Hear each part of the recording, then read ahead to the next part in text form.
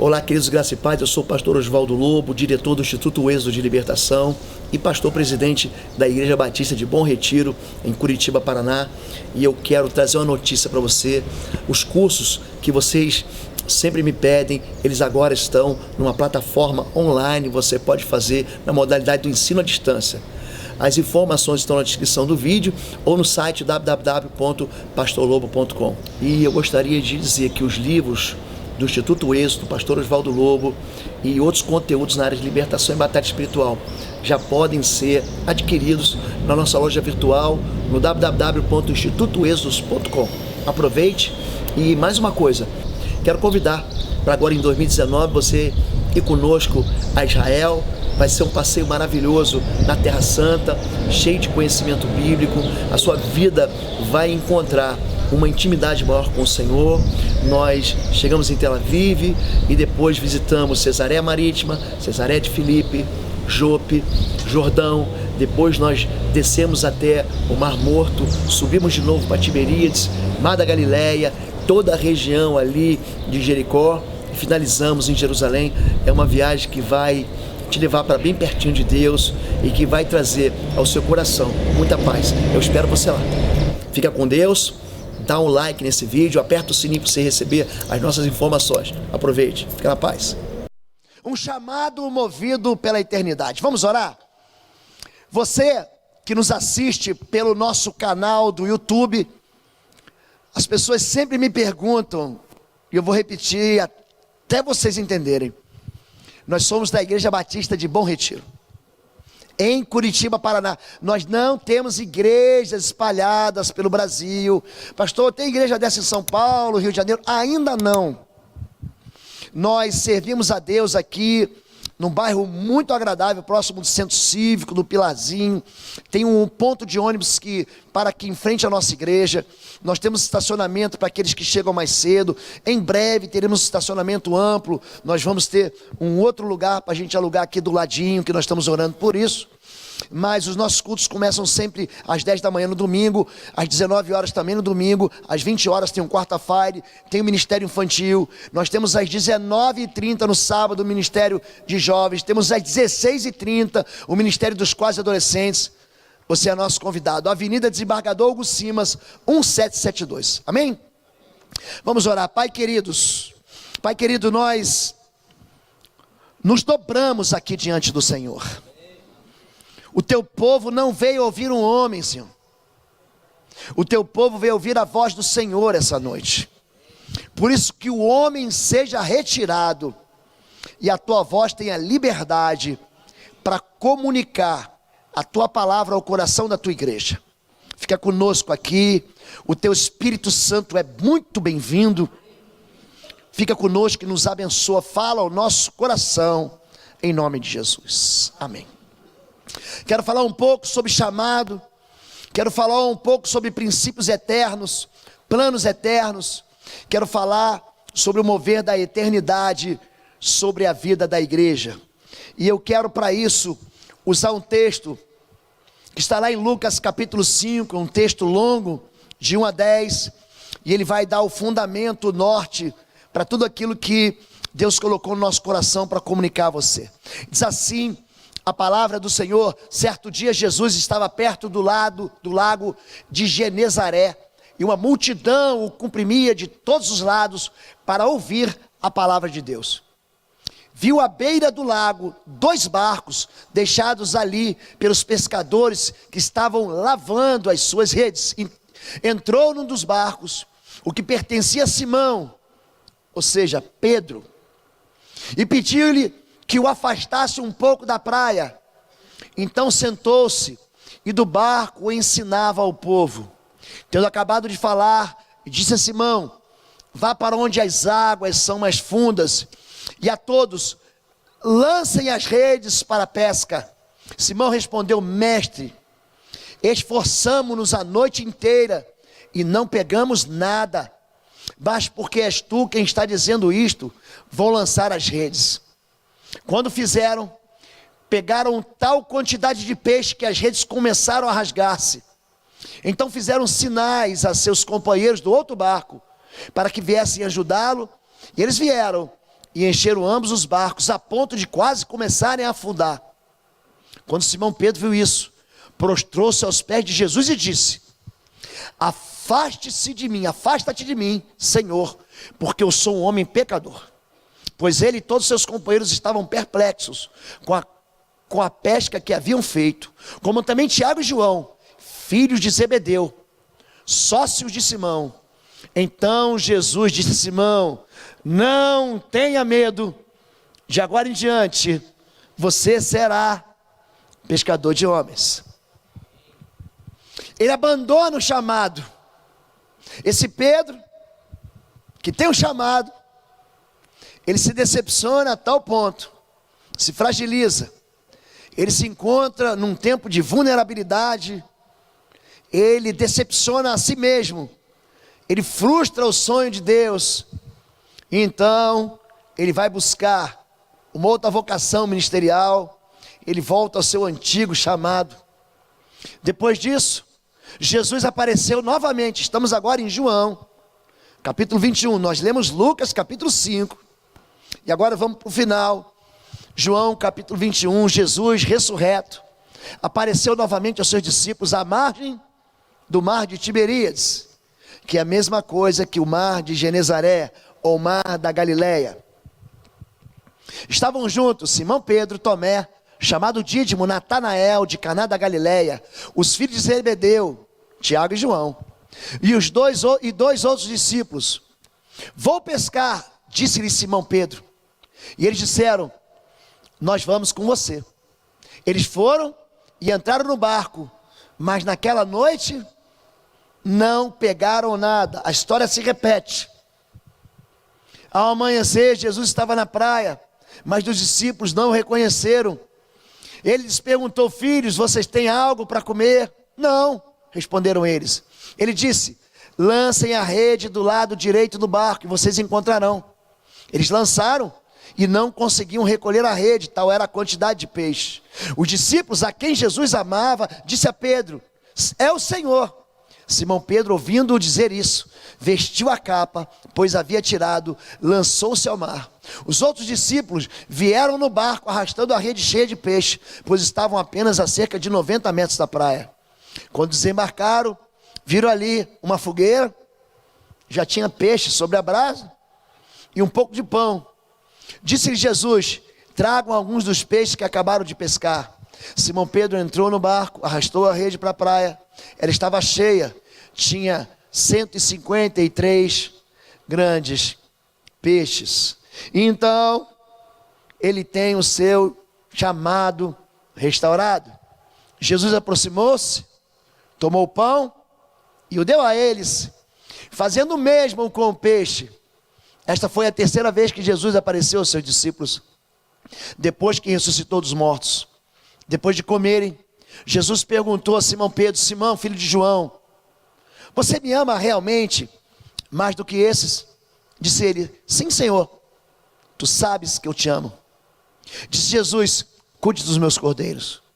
Novamente Jesus disse: Simão, filho de João, você realmente me ama? Ele respondeu: sim, Senhor, tu sabes que te amo. Disse Jesus: pastorei as minhas ovelhas. Pela terceira vez, ele lhe disse: Simão, filho de João, você me ama? Pedro ficou magoado por Jesus lhe ter perguntado pela terceira vez: você me ama? E ele lhe disse, Senhor, tu sabes todas as coisas e sabes que te amo. Disse-lhe Jesus: cuide das minhas ovelhas. Digo-lhe a verdade, quando você era mais jovem, vestia-se e ia para onde queria, mas quando for velho, estenderá as mãos e outra pessoa o vestirá e o levará para onde não deseja ir. Jesus disse isso para indicar o tipo de morte com a qual Pedro iria glorificar a Deus. E então disse: siga-me. Esse é um chamado de um homem comum. Pedro é um homem comum, numa tarefa comum, que trabalha à beira de um lago. Aquelas cidades, logicamente, à margem do mar de Tiberíades ou de Genezaré, ou mar da Galileia, elas vivem justamente da pesca. Existem muitas experiências bíblicas com peixe. Por exemplo, Jonas, ele é jogado ao mar, e um grande peixe o engole, por ordem de Deus, senão ele morreria afogado, e o vomita na praia. Certa vez, esse mesmo Pedro é questionado pelos soldados do templo: o teu mestre, ele não paga o dízimo do templo? E Pedro diz: paga. Ele vai falar o quê? O soldado bota a lança no peito dele? Então ele volta para casa e Jesus já sabe e pergunta: que te parece, Pedro? É lícito os reis da terra cobrarem impostos do dono da terra? Mas para a gente não escandalizar, vai, pega a tua vara e pesca um peixe. O primeiro peixe que você vai pescar, tira ele, e na boca do peixe vai ter uma moeda, um estáter. Aí você paga o teu e o meu imposto. E Pedro vai lá, e quando ele tira o peixe, gente, não é que o peixe tinha engolido uma moeda? Deus, ele tem o controle de tudo que você imagina sobre a face da terra. E Deus, ele sabe tudo que está engolido, engasgado até na goela do peixe, quanto mais aquilo que está engasgado em nós. Uma vez eu preguei esse sermão, um irmão me procurou, falou: pastor, essa palavra foi boa, era uma moeda de ouro. Eu falei: era? Estou precisando disso. Só que eu estou precisando de uma baleia com a boca cheia de moeda para pagar imposto. Eu falei: então pede para o pai.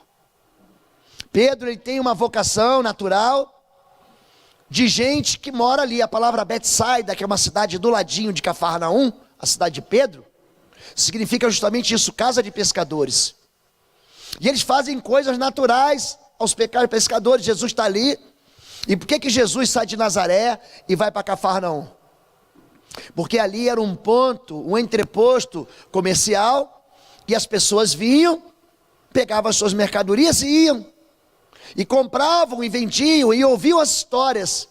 A vida em Cafarnaum, em Betsaida, não acontecia dentro das casas, acontecia fora das casas. Então eles ficavam sabendo dos milagres, eles recebiam notícias das boas novas, eles recebiam ensinamentos dos evangelhos, e ali aquelas pessoas iam comunicando à medida com que os barcos saíam dali.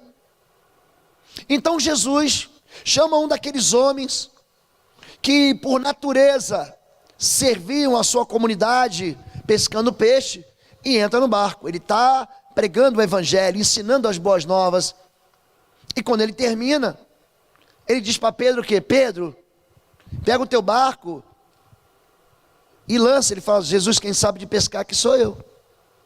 Quem entende, o senhor é bom de pregar, de curar aleijado, de fazer mudo falar. O senhor é bom de andar em cima da água, mas de pescar, quem eu entendo sou eu.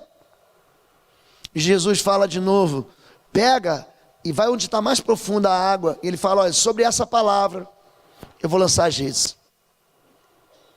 Então ele vai na confiança do Senhor. Ele tem uma pesca tão absurda. Para você que vê esses canais do National Geographic, do Discovery, que vê pesca mortal, vê aqueles caranguejos do Alasca, aqueles homens pegando aqueles atuns enormes, isso não é nada. Mas ali é a praia de Tabigna. Ali não dá para fazer uma pesca daquele jeito, e só você indo lá para ver que não dá. Era um milagre.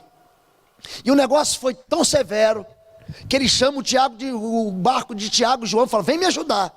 E os dois barcos quase vão a pique, quase naufragam de tanto peixe. Quando Pedro vê que aquele homem, ele não é só poderoso em palavras, mas também em milagres, ele diz para Jesus: afaste-se de mim, eu não sou chamado para isso. Afaste-se de mim, porque eu sou pecador. Não fique perto de mim, porque eu vou contaminar você. Não me chame para caminhar com você, porque eu sou um perdedor. Eu pesquei a noite inteira e não trouxe nada. O Senhor me dá uma voz, eu pesco isso tudo. Olha, não confie em mim. Jesus, é melhor você procurar outra pessoa para esse ministério. É melhor você procurar outra pessoa para essa vocação. É melhor você procurar outra pessoa para esse chamado. E Jesus diz: vem cá, Pedro, não tenha medo. Eu farei de ti pescador de homens.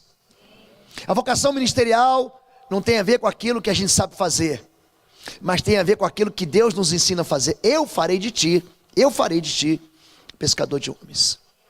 Só que algo dá errado. Pedro, ele se encanta. Pedro é aquele homem que está sempre aleluiado perto de Jesus. Ele está sempre feliz com Jesus. As crianças se aproximam dele. Não incomode o mestre. Ele era tipo assim, um segurança. Ele andava em volta de Jesus como uma cápsula de segurança em cima da autoridade, aqueles óculos escuros, né? Aquele auricular aqui, ouvindo mensagem, o inimigo se aproxima pela direita. Por favor, quando vem a mulher cirofenícia atrás de Jesus, gritando: tem misericórdia de mim, minha filha está doente, endemoniada. Por favor, não impede. Jesus, dá logo um fora, dá um passa fora, manda embora. Pedro é aquele mais próximo, não tão íntimo quanto João, porque João é aquele que reclina o peito, a cabeça no peito de Jesus, mas Pedro estava junto com os três ali. Pedro, Tiago e João eram aqueles mais próximos, mais chegados, aqueles mais confidentes, aquele que Jesus diz: você não consegue orar comigo nem uma hora, nem vigiar comigo uma hora. Ele sobe no Monte da Transfiguração, quem está lá? Pedro, Tiago e João. Ele vai ressuscitar a filha de Jairo, quem está lá? Pedro, Tiago e João. Então, tem até uma canção que as crianças cantam: Pedro, Tiago e João no barquinho. Pedro, Tiago, João no barquinho. Jogaram as redes, mas não pegaram peixes. Você sabe disso? Pedro, ele tinha uma vocação. E ele se achava. Pensa um sujeito orgulhoso, gente. Pensa um sujeito que fala assim: eu estou decidido, agora eu entendi. Ele sai, e quando ele volta, em Lucas capítulo 10, ele fala: Senhor, em teu nome até os demônios se submetem. Olha como é que eu sou bom, estou usando o nome de Jesus, e aí o negócio está pegando fogo. Jesus diz: Pedro, não se alegre por isso, porque os demônios se submetem a você. Antes, se alegre, porque você tem um nome escrito no livro da vida. Pedro é aquele que denuncia Jesus, dizendo: tu és o Cristo, o Filho do Deus vivo. Pedro é aquele que revela algo que veio do coração do Pai. Jesus diz: olha, Pedro, não foi uma pessoa de carne e sangue que te ensinou isso, ou que te contou, foi meu Pai que está nos céus. Mas ele se anima demais. Aí Jesus diz no mesmo capítulo 16 de Mateus: olha, importa que o Filho do Homem seja preso pelos escribas, pelos mestres da lei, importa que ele seja maltratado, crucificado. Aí Pedro diz: isso nunca vai acontecer contigo. Aí Jesus: para trás de mim, Satanás, sai daqui, cão, você não cogita das coisas do alto, mas a sua mente é terrena. Pedro é um homem que se encontra com Jesus em cima da água. Há uma tempestade, os discípulos clamam por Deus, eles vão se afogar, o barco vai virar, e aí Jesus aparece andando sobre as águas. Gente, tem gente que é bobo mesmo, né? Ora para Deus vir, aí Deus vem, ele pergunta: é um fantasma? Olha, gente, é um fantasma. Jesus: não é fantasma, gente, sou eu. Aí Pedro olha e fala: se és tu, manda que eu vá contigo. Então ele pula do barco, anda, mas ele repara no vento e afunda. Aí Jesus vai lá e salva ele de novo. Mas acontece algo aqui impressionante. Para que se cumprisse as escrituras, Jesus é traído, e numa noite ele é preso. E quando ele é preso, Pedro é aquele que decepciona a vocação ministerial dele. Você já errou? Você já fez algo que te envergonhou? Você já tentou assim um ministério, um casamento, já experimentou uma profissão, já experimentou um caminho que você falou: mas não nasci para isso? Pedro, ele nega Jesus 1, 2 e 3 vezes. Ele fala: acabou, eu não sou chamado para isso. Nesse momento, muitas vozes no nosso interior são ouvidas. E aí nós mesmos nos carimbamos assim, com uma marca de derrotados. Sabe gente que perde sempre? Tem gente que está ali naquele time. Você sabe aquele time que só sempre desce para a segunda divisão? Que eu não quero citar o nome dele. Que eu não posso citar o nome dele. E fala assim: mas isso só acontece comigo. Por exemplo, nós tínhamos um técnico de futebol que ele desceu 2 times para a segunda divisão, mas hoje é um grande campeão. O fracasso, ele não tem a última palavra. Por que que nós voltamos às velhas redes? Por que que nós temos uma vocação, um chamado, um dom ministerial, um dom do Espírito, e nós simplesmente desenterramos esse dom? Por quê? Diz assim ainda em Lucas 22, de 56 a 60, uma criada o viu sentado ali à luz do fogo. Pedro, veja bem, Pedro estava de frente a uma fogueira, olhou fixamente para ele e disse: este homem estava com ele. Mas ele negou: mulher, não o conheço. Número 1. Pouco depois um homem o viu e disse: você também é um deles. Homem, não sou. Segunda negativa.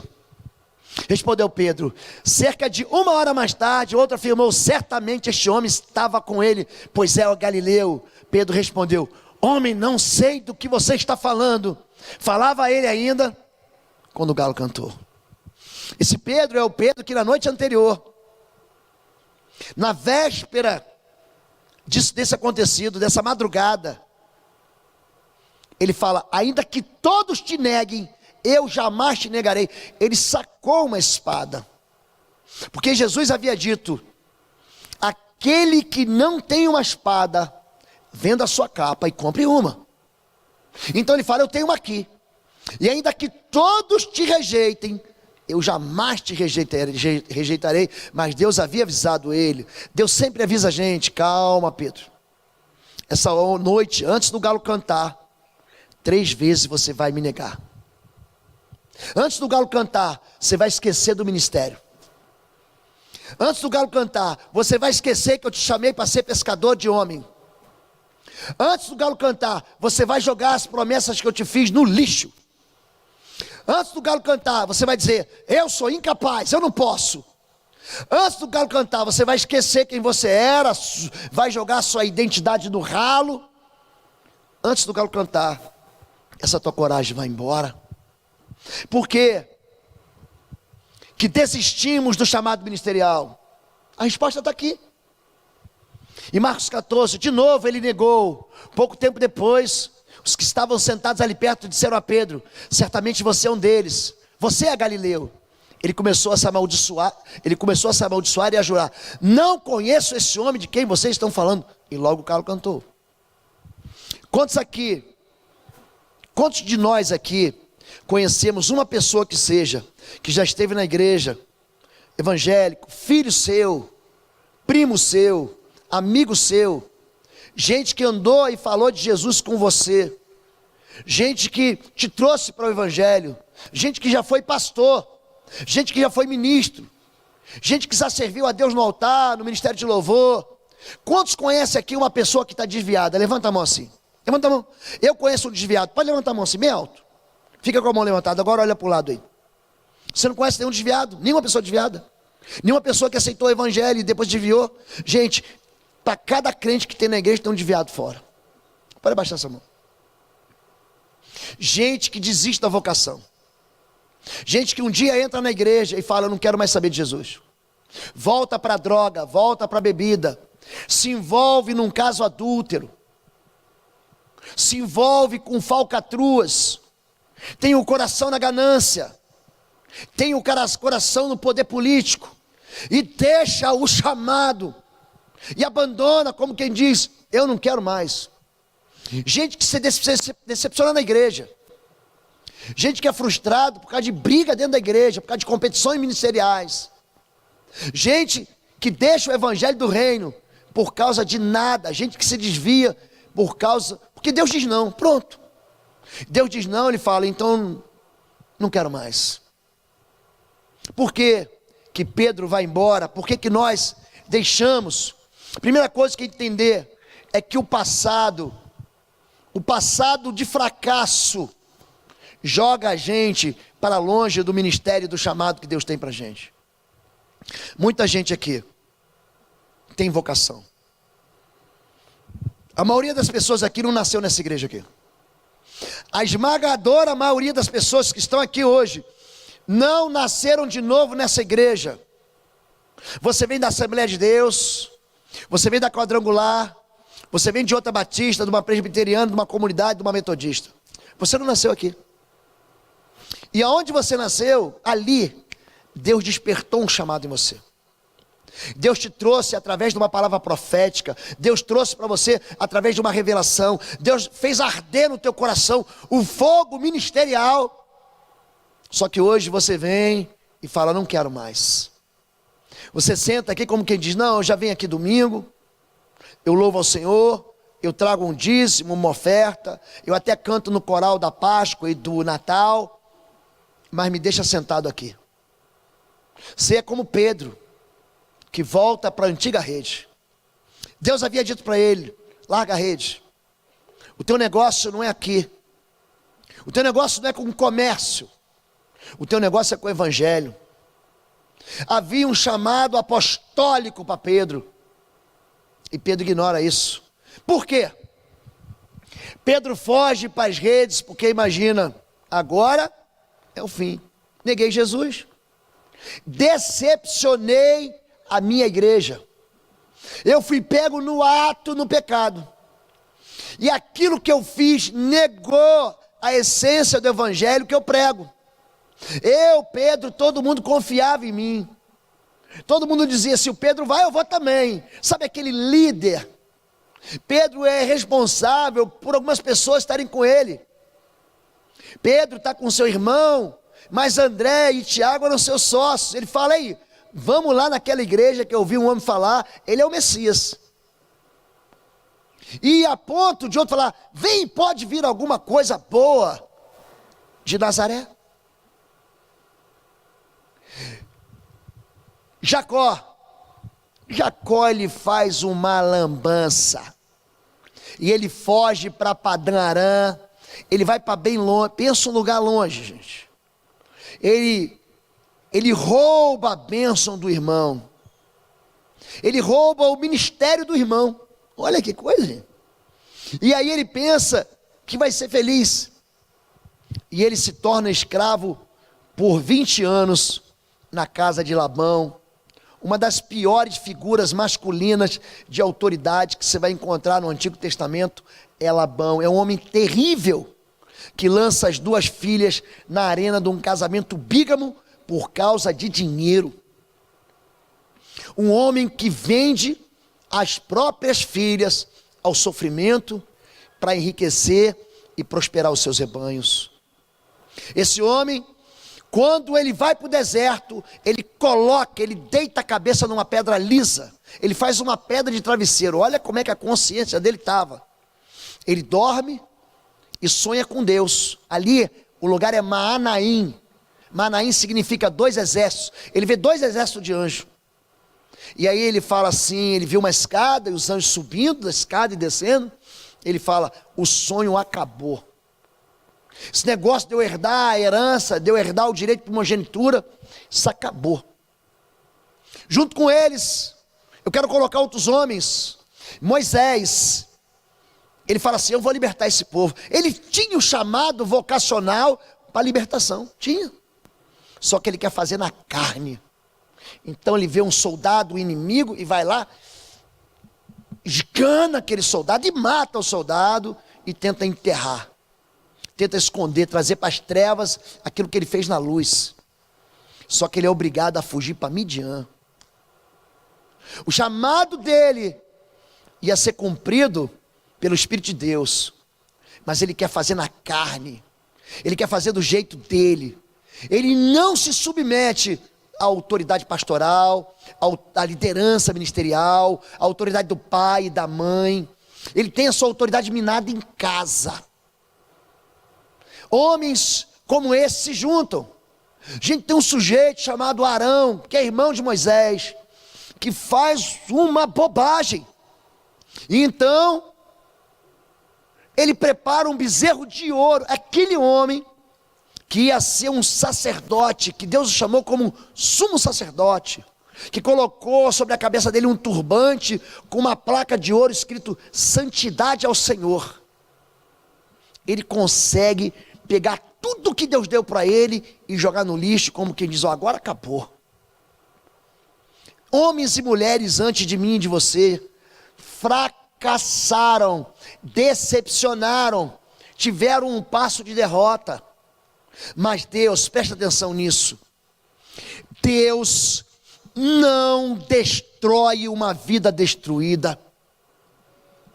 Quando Jesus se encontra com aquela mulher que é arrastada pelos homens para ser apedrejada, Deus faz cada pergunta para a gente, são perguntas desconcertantes. Ele pergunta para ela: onde estão os teus acusadores? Deus perguntou para Adão: onde você está, Adão? Não foi para isso que eu te chamei, Adão. Onde você se meteu? O que você foi fazer, Adão? Deus pergunta para Elias: o que você está fazendo dentro desse buraco? O que você está fazendo dentro dessa caverna, Elias? Deus pergunta para Pedro: Pedro, você não me ama, Pedro? São perguntas que ecoam e que eu faço para mim mesmo, e que você tem que fazer para você mesmo. O que você está fazendo? Por que você está desperdiçando a tua vida, perdendo tempo? Um passo fracassado, um tropeço, não é ponto final na nossa vida. O nosso Deus é um Deus de recomeço. É o mesmo Deus que recomeçou com Jacó tantas vezes quanto ele pediu para começar. É o mesmo Deus que começou com Jonas, que nós citamos aqui. Não, Jonas, não, você vai fazer. Eu chamei você para isso. Vai para Nínive, pregue Nínive. Gente, pensa num sermão mal criado. Pensa num sermão mal feito. Pensa num sermão sem amor. Olha o sermão do sujeito: ainda 40 dias e Nínive será subvertida. Gente, vamos combinar. Você se converte num desse? Mas o chamado dele, havia uma unção sobre ele, que capacitou ele, de uma maneira tal, que desde o rei até o bebê, que estava no peito da mãe, foi levado a um lugar de arrependimento, com jejum, com pano de saco e cinza. E a mão do Senhor, que vinha trazer juízo sobre aquela nação da Assíria, se recolheu. Nós não somos pessoas que só colecionamos vitórias, não. Isso é bobagem, isso é tolice. Elias era um homem sujeito às mesmas paixões que nós. Pensa num sujeito bipolar, gente. Porque tem hora que ele está lá, naquela luta contra os profetas de Baal, de Azerá, e ele ora, e ele zomba deles, e Deus manda fogo do céu e lambe tudo, e ele tem uma vitória estrondosa. Daqui a pouco ele ouve uma história assim: ó, Jezabel quer te matar. Aí ele foge de medo. Eu não quero morrer. Aí ele foge. Só que depois ele se cansa, estresse, fadiga, excesso de trabalho também leva à depressão. Ele entra no buraco, fala: não, agora eu quero morrer, me mata. Me mata porque eu não sou melhor do que meus pais. Ele antes não queria morrer, agora ele quer morrer. Elias foi desaforado. Você não lê a Bíblia. Deus falou para ele: vai lá, unge o rei da Síria, unge o rei de Israel e unge Eliseu como profeta depois de você. Ele vai lá, unge Eliseu e não unge o rei de Israel nem da Síria. Gente, se fosse eu pegava uma cinta, volta lá agora, vai lá agora. Ainda bem que eu não sou Deus, gente. Ainda bem que eu não sou Deus. Deus leva Elias com toda a honra, com toda a pompa, no redemoinho. Deus leva Elias rodeado de carruagem de fogo. Já imaginou isso, gente? Gente, aleluiado. Ele sobe ali, foi o culto do reteté, do 100% manto, foi o culto do fogo puro, ali desceu o fogo do céu, foi o Pentecostes no Antigo Testamento, está lá. Deus não desiste da gente porque a gente erra. Deus não joga a gente fora porque a gente é pecador. Pedro diz: afaste de mim porque eu sou homem pecador. E Deus diz: não, fique tranquilo, agora é comigo.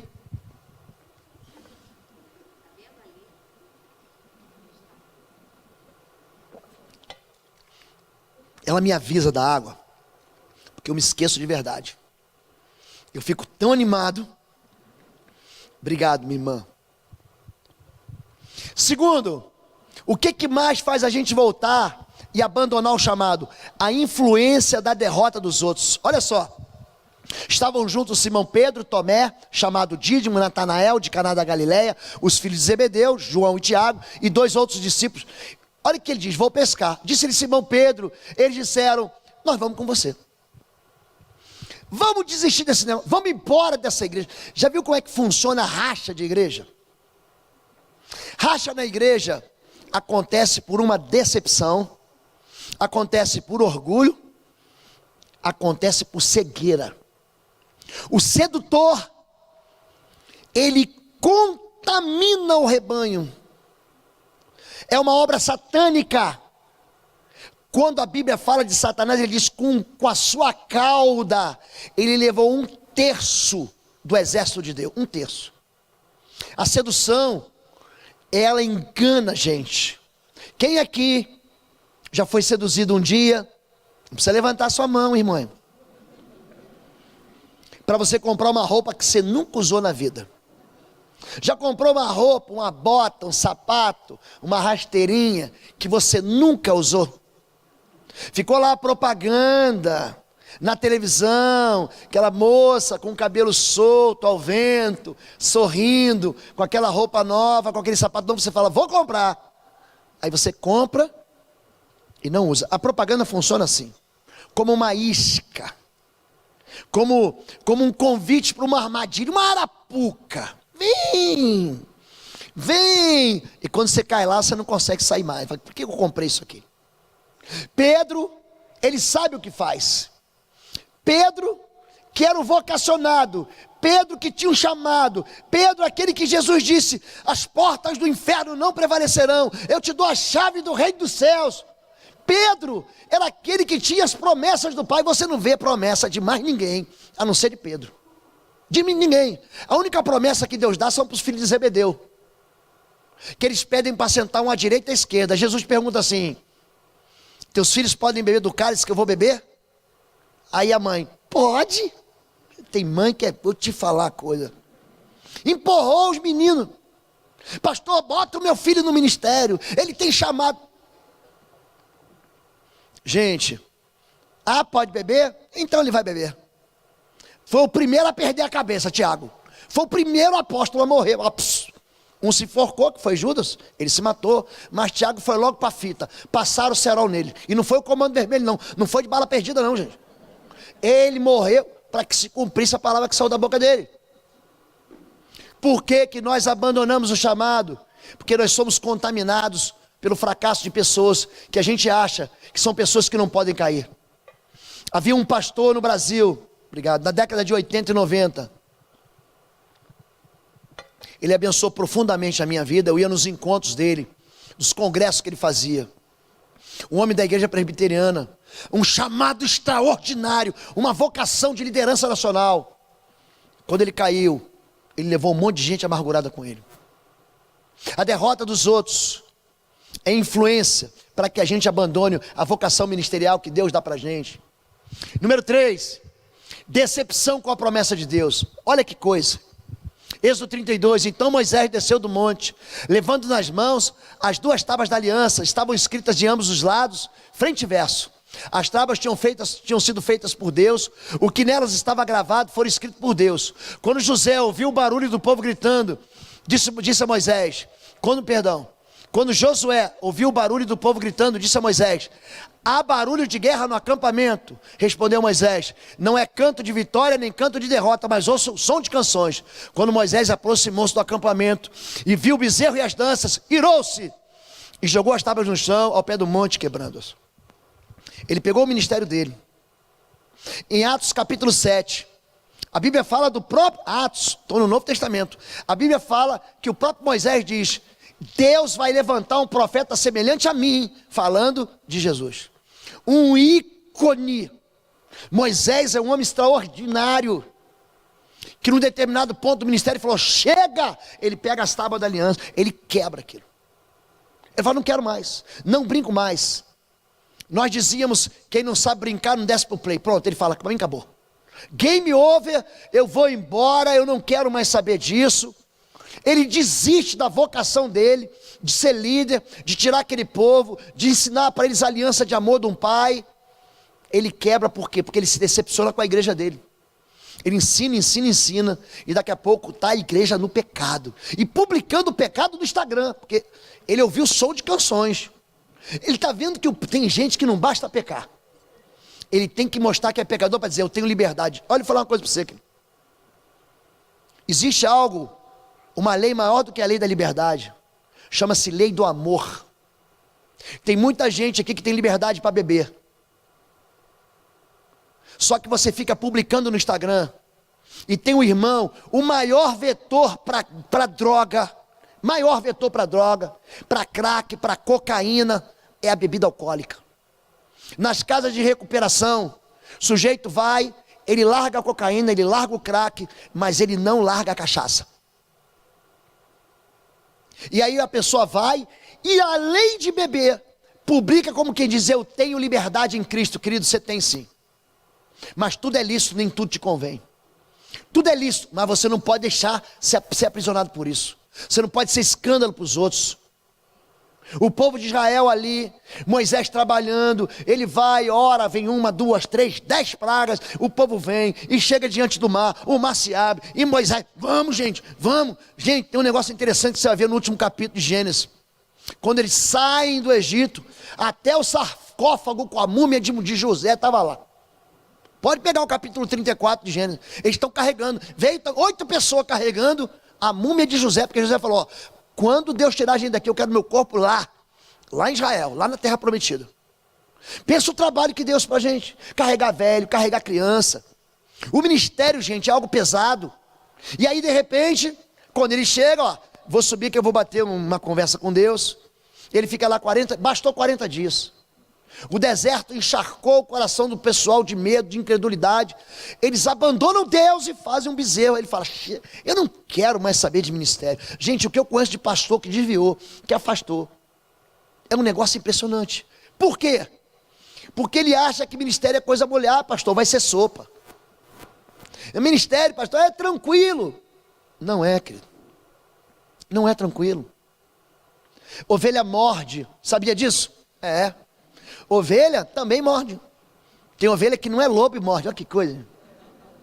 Quando a gente se decepciona com as promessas de Deus, a gente também encontra algo chamado fadiga ministerial, cansaço. Gênesis 25, Esaú tornou-se caçador habilidoso e vivia percorrendo os campos. Presta atenção. Isaac é pai de Esaú e de Jacó. Um é pastor, o outro é missionário. Presta atenção nisso. O chamado vocacional está errado. A igreja insiste em colocar um homem, uma mulher, num ministério que não é o dele, não é. Esaú gostava de quê? Do campo. Sabe o campo missionário? Está lá ele, ó. Vivia percorrendo os campos, vai de cidade em cidade. Apóstolo Paulo não parava quieto. Ele tinha um carrapato. Ele tinha um bicho carpinteiro. O bicho da missão, ele saía de Listra, ia para Derbe, saía de Derbe, ele ia para Tessalônica, saía de Tessalônica, ia para Galácia, saía da Galácia, ele ia pregar em Éfeso, saía de Éfeso, de Pismina, ele ia pregando em tudo que é lugar. Missionário não aguenta ficar em bando de igreja não, gente. Missionário quer ir para o campo. E Esaú faz o quê? Vai para o campo. Ao passo que Jacó, pastor, gostava de rebanho. Ele gosta de igreja. Ele gosta, ele tem cheiro do rebanho. Ele tem cheiro da igreja. Vivia onde, gente? Aqui, ó. Ele vive numa igreja. O missionário vai, o pastor fica. Olha a besteira que vai acontecer. Isaac preferia Esaú, porque gostava de comer suas caças. Rebeca preferia Jacó. Já viu gente? A Bíblia fala isso. Uns são de Paulo, outros de Apolo, outros de Cefas. Lembra disso? Gente, tem gente que fala assim, eu gosto daquele pastor quando ele prega. Aquele pastor aleluiado, ele me joga para cima, ele me empurra, ele coloca fogo em mim. Tem gente que detesta isso. Lá vem esse pastor de novo. Não dá para ele pregar uma mensagem, não dá para ele dar uma suavizada. Traz o outro, aí vem o outro pastor, que é mais tranquilo. É desse que eu gosto. Tem gente que gosta do Hernandes Dias Lopes, e tem gente que gosta do Malafaia. Jacó gostava de Esaú, investia em missões. Rebeca não. gostava do pastor, trazia o dízimo aqui para o altar, sustentava o pastor aqui. É gosto. Não adianta brigar. Esaú tem um chamado que Jacó não tem, Jacó tem um chamado que Esaú não tem. Pronto, é chamado, é vocação. Mas aí, certa vez, quando Jacó preparava um ensopado, Esaú chegou faminto, voltando de missões, voltando do campo. Ele volta cansado e pedindo-lhe, dê um pouco desse ensopado vermelho aí. Estou faminto. Por isso também foi chamado de Edom. Edom significa vermelho. Respondeu-lhe Jacó, venda-me primeiro o seu direito de filho mais velho. Presta atenção. Jacó não foi chamado para ser primogênito. Jacó foi chamado para ser pastor de ovelha. Mas ele quer, porque quer o ministério do outro. Não, você tem o teu. Não, mas eu quero o outro. E ele insiste. Disse Esaú, estou quase morrendo. De que me vale esse direito? Estou cansado desse. Eu estou cansado de missões. Olha, eu estive lá em Moçambique, agora veio um furacão, veio um terremoto e veio mais não sei o quê. E eu passei fome. Chega! Eu quero vir para a igreja agora, pastor. Estou procurando espaço ministerial aqui. De que me vale esse direito? Jacó, porém, insistiu. Jure primeiro. Então ele fez um juramento, vendendo seu direito de filho mais velho a Jacó. Então Jacó serviu um pão, Esaú, pão com ensopado de lentilhas. Lentilha, eu não gosto de lentilha. Ele comeu e bebeu, levantou-se e se foi. Assim Esaú desprezou seu direito de filho primogênito. Desprezou o seu chamado. Por causa de um ensopado de lentilha. Por favor. Quando você me convidar na sua igreja, na sua casa, são duas coisas, você sabe, né? Nem lentilha, nem buchada, por favor. Diz, a salada eu como. Diz o irmão Joel, que ele faz uma dobradinha que é uma delícia. E eu pela fé, e em nome de Jesus vou provar. Tá bom, Joel? Mas assim, ele troca tudo por nada. Ele troca o chamado dele por nada. É gente que abandona o ministério por nada, por um chamado tolo. E aqui sabe o que acontece? Esaú, que é missionário, é obrigado a ficar na igreja. E Jacó, que é pastor, vai para missões. Jacó fica 20 anos querendo voltar para a igreja. E Esaú está infeliz aonde? Dentro da igreja. Não é o chamado dele. É vocação. Tem gente que é um bom cuidador, mas é um péssimo professor. Tem gente que é um bom pastor, mas é um péssimo mestre. E tem gente que é um bom mestre, é um péssimo pastor. Tem gente que é profeta. Tem gente que é evangelista. E aí os dons começam a se confundir. Gente, olhe para mim. A feira de ministérios que nós estamos fazendo dia 19, eu estou preparando teu coração para isso. É uma oferta de ministério para aquilo que você foi chamado, para aquilo que você tem de melhor, para aquilo que Deus te vocacionou, para a unção que Deus colocar sobre você. Não deixe que a tristeza, não deixe que as suas falhas anteriores, as suas decepções com o reino, os seus fracassos ministeriais, não deixe que aquilo que você achou que era promessa de Deus e não se cumpriu, morra com você, e você leve para a sepultura. Você precisa se posicionar no serviço do reino de Deus. Existe um desprezo aos pequenos começos, imediatismo em relação ao chamado e falta de tolerância a dificuldades. Nunca foi fácil. Para mim nunca foi fácil. O problema é que eu sou um homem perseverante. E a partir do momento que eu traço o alvo, eu sei que muita gente fala, pastor, olha que bonitinho, olha que legal, olha essa visão, esse negócio. Não, mas eu estou indo para lá. É bonito, bonito. Mas estamos indo para lá, é para lá que a gente vai. E tem gente que não espera a colheita. Miriam, só mais 5 minutos, por favor. Tem gente que não, ele quer semear e quer colher já, e não tem semente, gente, que nasce rápido, é o pé de feijão. Nasce até no algodão, debaixo da pedra. Mas tem semente que vai ficar lá 3, 4 anos debaixo da terra, criando raiz. Demora. Número 2, quando as necessidades físicas falam mais alto que as eternas. É gente que está preocupado só com esse mundo aqui. Esaú só estava preocupado com esse mundo aqui. É o que eu quero agora para encher no meu bucho. É bom se preocupar com esse mundo. Você tem que se preocupar, você tem que trabalhar, você tem que viver, você tem que pagar conta, escola das crianças, prestação do carro, a prestação da casa própria. Você precisa disso. Ou alguém vive sem luz, quem vai pagar a luz da tua casa? É você. Quem vai pagar água, telefone? É você. O problema aqui é quando a pessoa só está pensando no aqui. Ei, olhe para mim. Preste atenção no que eu vou dizer para você. O dia do Senhor está às portas. Eu hoje estava conversando com um grupo de pastores e obreiros. Eu dei um curso ontem e hoje, pela manhã. E vocês estão vendo uma série chamada Vingadores, de filmes, 20 e tantos filmes, que terminou agora. Chama-se Avengers Endgame, o Ultimato. Vingadores Ultimato. No filme anterior, não tem spoiler, o filme termina com o sujeito assim, ó, estalando o dedo e as pessoas sendo dissolvidas em pó. Olha o que eu estou falando. O dia do Senhor vai ser daquele jeito ali. Só que não vai ser um estalar de dedos. Paulo disse, será como num piscar de olhos. Assim, ó, pisquei, acabou. Quem está do teu lado vai sumir. A Bíblia fala que a igreja vai se encontrar com o Senhor nos ares. Escute, esse filme é uma mentira. É uma preparação mentirosa para o dia que a igreja chama, se você crê ou não, eu creio nisso, do arrebatamento. Um dia a igreja vai sumir. E as pessoas, em vez de se arrependerem dos seus pecados, vão buscar salvação em super-herói, na ciência. Vão buscar lá um homem de ferro para encontrar uma solução para um desastre, de uma catástrofe que Jesus avisou 2 vezes. Ele falou, será como nos dias de Noé. Sabe o que aconteceu no dia do Noé? A arca fechou e falou assim, ó, já era. Será como nos dias de Ló. Os anjos não pegaram Ló? Pegaram ou não pegaram? As suas filhas? E falou assim, ó, desce fogo agora. O juízo está às portas.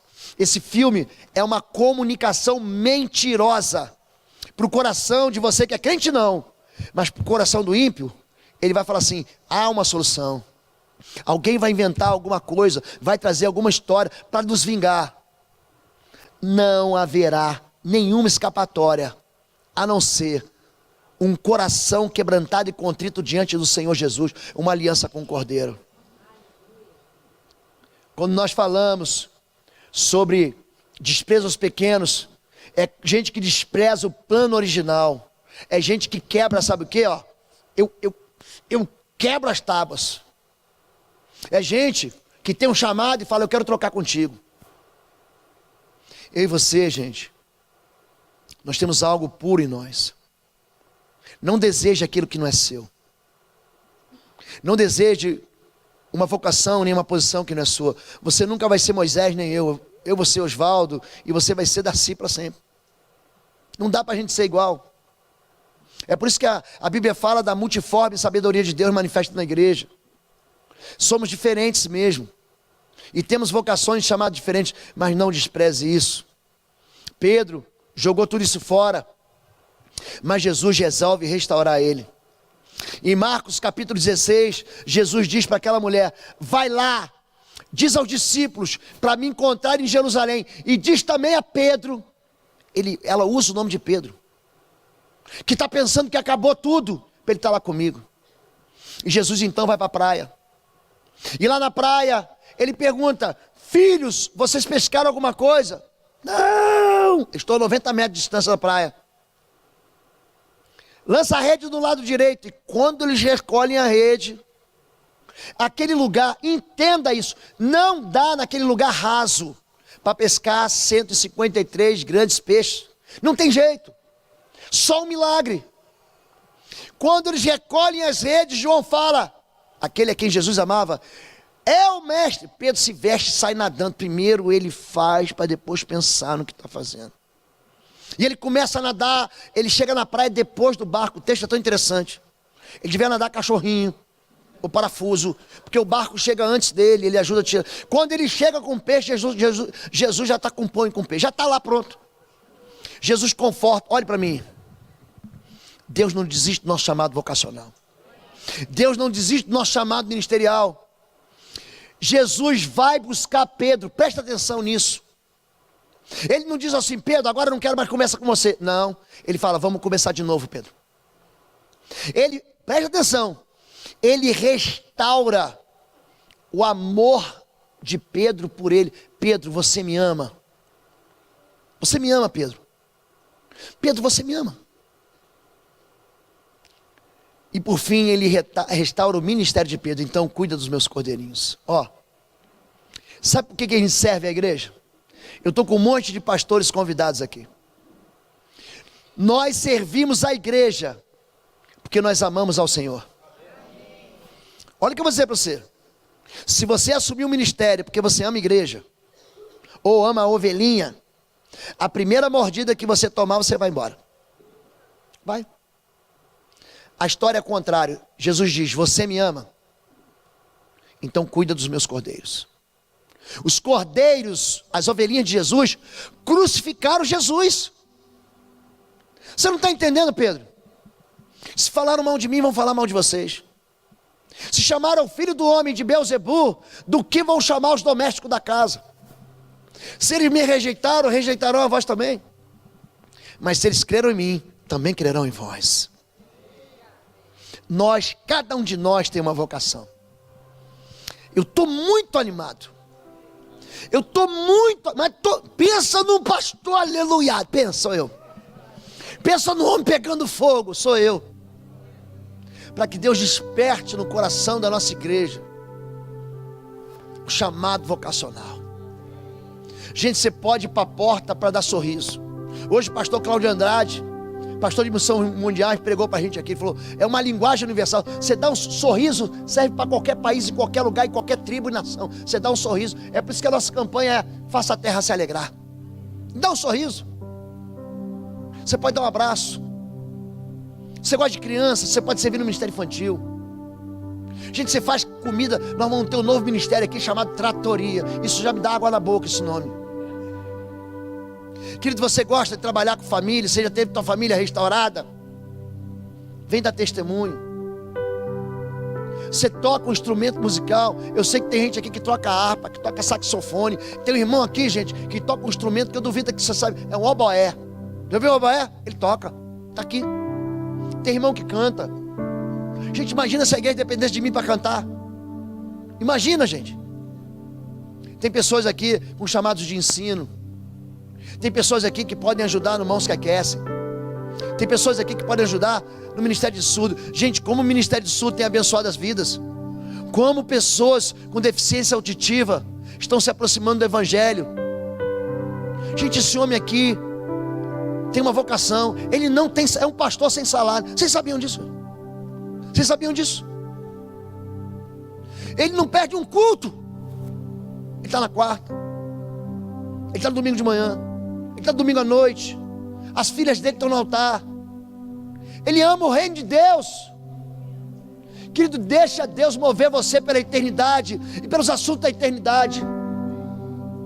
Não deixa que essas frustrações, essas derrotas, ou a sua necessidade, ou as suas incapacidades impeçam você de ser aquilo que Deus chamou. Pedro, presta atenção, Pedro. Não acabou. Eu ainda vou usar você em Pentecoste. Você vai pregar e 3.000 vão se converter. Você está pensando que acabou? Não acabou não. Pedro, um dia eu vou te usar lá na Porta Formosa. Hoje é Porta de Jafa, a porta do Muro Oeste. Pedro, eu vou te usar. E ali você vai curar um aleijado no meu nome, Pedro. Pedro, você vai escrever 2 cartas para a minha igreja. São palavras minhas que você vai escrever. Pedro, não acabou. Um dia você vai morrer. Quando você for velho, alguém vai te vestir e vai te levar para uma morte que você não quer, mas você vai glorificar a minha vida até na tua morte. Eu e você temos um chamado movido pela eternidade. Você crê nisso, gente? Crê? Vamos ficar em pé então, vamos orar em nome de Jesus.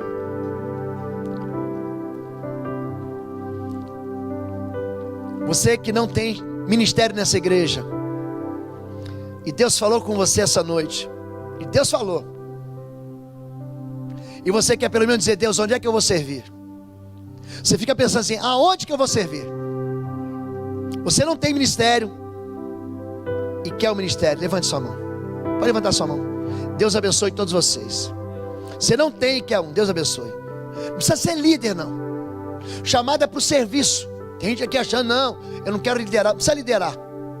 Tem coisas que eu lidero e tem outras coisas que eu sou liderado. É por isso que eu chamo aqui um irmão para ministrar louvor. Ele é o líder. E quando ele fala, levanta a mão, eu levanto. E quando ele fala canta, eu canto. Quando ele fala ora em silêncio, eu oro em silêncio. Eu não gosto de orar em silêncio, mas eu oro. Você tem um chamado para o serviço, querido. Não jogue isso fora. Não deixa Deus ir buscar você no ventre de um peixe. Não deixa Deus ir ter que aparecer para você lá em Midian. Não deixa Deus ter que buscar você de Padã Arã. Não deixa Deus querer se encontrar contigo nas velhas redes. O chamado é assim. Vamos orar? Feche seus olhos. Há alguém aqui essa noite ainda que quer fazer uma aliança com Jesus. Eu não quero que ninguém venha aqui à frente. Você quer fazer? Levante sua mão em nome de Jesus. Deus abençoe, Deus abençoe, Deus abençoe. Deus abençoe. Pai querido, a tua voz foi tão clara essa noite, tão clara. O Senhor nos comunicou a tua vontade com tanta transparência. Agora faz arder no nosso coração, Pai, a vocação a qual você nos trouxe. O Senhor nos chamou para essa igreja aqui. Tem homens e mulheres sofrendo, homens e mulheres e crianças passando por situações e tragédias familiares. Nós queremos ser usados como instrumento e ferramenta de cura para o teu povo. Tem homens e mulheres aqui precisando de ensino e queremos ser usados para a glória do teu nome, para ensinar a tua palavra de vida eterna. Tem homens e mulheres aqui, Pai, precisando ser socorridos, perdoados, gente machucada, pessoas que desistiram de tudo. E nós mesmos somos aqueles chamados para trazer cura e bênção para a tua igreja. Usa as nossas mãos, Senhor. Usa as nossas mãos para que a gente imponha as mãos sobre cada vida e os abençoe. Usa-nos nas células da nossa igreja. Usa-nos nas lideranças, mas também usa-nos nos serviços. Nós, em nome de Jesus, Pai, pedimos a tua bênção sobre nós. Conforma o nosso coração segundo o chamado e a vocação, e não nos deixe esquecer a razão pela qual nós estamos aqui. Nós oramos assim em nome de Jesus. Entregamos a vida dos teus filhos que estão fazendo uma aliança contigo hoje, fazendo um pacto. Escreve o nome deles no livro da vida, em nome de Jesus. Amém. Amém, queridos. Você pode dar uma salva de palmas para Jesus?